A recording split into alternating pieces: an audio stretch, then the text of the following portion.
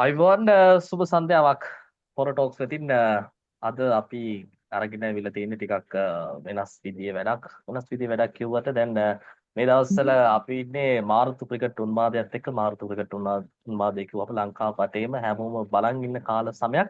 ඉතින් මේ කාලය ඇතුළතදී පාස්සල් මහා ක්‍රිකට් තරගවල වෙන්නේ මොනවද? අප සූදානම් මේ ගැන කතා බහ කරන්න. අපි අලුත්ම සෙග්මන්ට් එකක් විදියට මෙතන ඉඳන් ඕගොල්ලොන්ට ඉස්සරහට එන බිග් මැච් වල කොහොමද සූදානම ගැන කතා බහ කරන්න අපි රෙඩි වෙලා ඉන්නවා. ඉතින් ඒ සමාරම්භයක් විදියට දැන් මේ මාසේ තවත් සුවිශේෂී බිග් මැච් එකක් එනවා. 14 වන රන්සිංහ සටන. ඕගොල්ලෝ තවත් පිටකින් කිව්වොත් battle of the golden lions එනවා 28 29 30 මේ සරාවල් ක්‍රීඩාංගණයේදී මාතර රාහුල විද්‍යාලය සහ පානපිටිය ධර්මපාල විද්‍යාලය තමයි එකට හමුවන්නේ. ඉතින් තරගයේ ආරම්භයට තරගාවලියේ ආරම්භයට ප්‍රථම කණ්ඩායම් දිත්තේම සූදානම ගැන අපි කතා කරන්න අපි සූදානම් වෙලා ඉන්නේ. ඊට ප්‍රථමයෙන් අද දවසේදී අපේ විශේෂාංගයේ ප්‍රධාන ආරාධිතයා විදියට අපි රාහුල විද්‍යාලයේ ප්‍රධාන පුහුණුකරු තරිඳු රන්දික අපේ කතා බහට එකතු කරගත්තා. රාහුල විද්‍යාලයේ සූදානම කොයි වගේද මහා ක්‍රිකට් තරගයට කියලා අපි කතා බහකට නිරත වෙන්න. අපි ආදරයට කියන්නේ තරිඳුයි කියලා. තරිඳුයි ආයිබෝන්. I want to play only.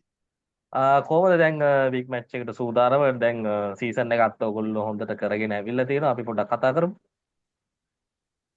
ඔව් ඇත්තට මල්ලි දැන් මේ දවස් ටික හොඳට පුහුණුවක් ළමයිත් එක්ක මේ වෙලා ඉන්නෙත් ඇත්තටම මේ සැරේ under 19 අපි division 2 TA එකේ quarter final එක ගියා අපි මේ අවුරුද්ද.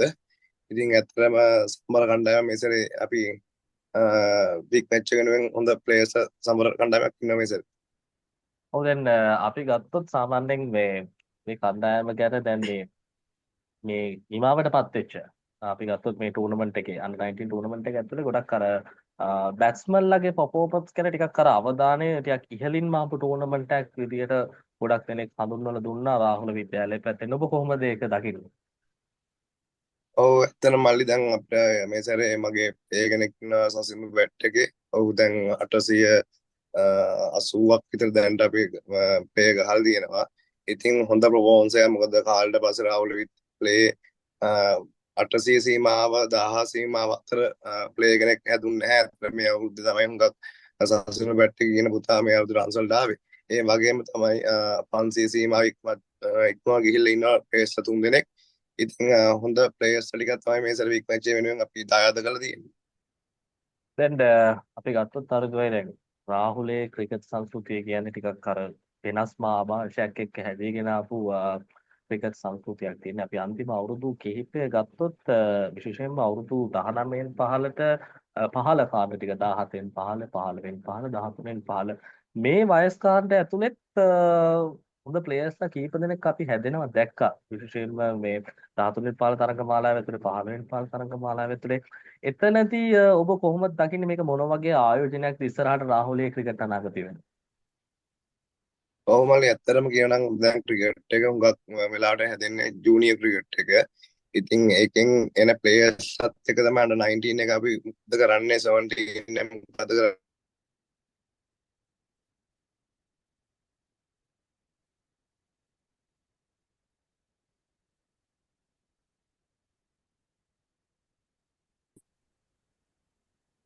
කාණ්ඩ තුනකට හැදුණා. ඉතින් ඒ ප්ලේයර්ස්ත් එක තමයි ඉස්සරහට අnder 19 එක හුඟක් දුරකට යන්න පුළුවන් වෙන්නේ. ඇත්තම ලොකු තරංගාරීත්වයක් තියෙනවා අnder 19 එක ඉස්සරහට එන මැචස් වල ඉස්සරහ එන ටීම් එක අතර හුඟක් තරංගයක් තියෙනවා. ඉතින් හුඟක් පැයට බලපාන්නේ අපිට ජූනියර් ක්‍රිකට් එක හොඳට හැදුනොත් අපි අnder 19 එක හොඳට ගමනක් යන්න පුළුවන්.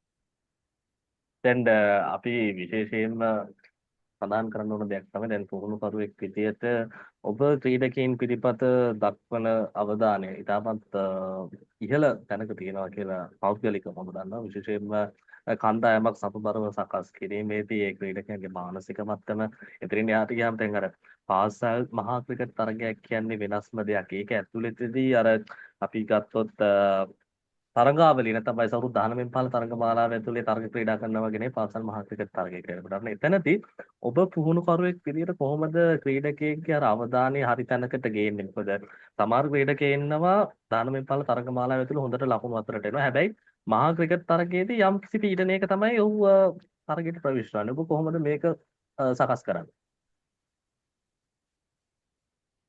ඇත්තම කියනවා නම් මල්ලි හුඟක් වෙලාවට අපේ මම දැකපු දෙයක් තමයි බිග් මැච් එකේ පර්ෆෝමන්ස් කරන්නේ සාමාන්‍යයෙන් ටූර්නමන්ට් එකේ පර්ෆෝමන්ස් නපුරු කෙනෙක් වෙන්න. එහෙම හුඟක් බිග් මැච් වල වෙලා තියෙනවා. ඉතින් ඇත්තටම මම හුඟක් ප්ලේයර්ස් වලට කියන්නේ පීඩනේ හුඟක් අඩු කරනවා අපි. හැමතිස්සෙම මේ දැන් මේ වකවානුවේ මාස ටිකේ හුඟක් ඒගොල්ලෝ ප්‍රෙෂර් එක දෙන්නේ නැහැ කවදාවත්. මොකද බිග් මැච් එකක් නෝ සාමාන්‍ය ප්ලේයර්ස්ලා ෆස්ට් ඉයර් සෙකන්ඩ් ඉයර් ගහන කට්ටිය හුඟක් ප්‍රෙෂර් වෙනවා වැඩි.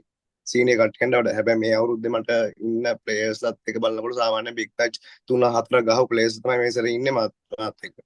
ඉතින් දැන් සාමාන්‍යයෙන් මේ සැරේ දෙන්නේ 3 දෙනෙක් වගේ ඉන්නේ ෆස්ට් ගහන ප්ලේයර්ස්ලා. ඉතින් අර